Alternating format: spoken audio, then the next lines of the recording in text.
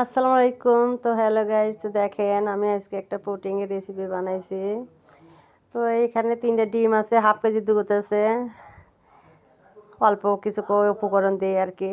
আপনাদের ভালো লাগলে আপনারা বানাবেন। আর কিছুটা সামান্য পরিমাণ কিছুটা পরিমাণ মতো ইয়ে আছে।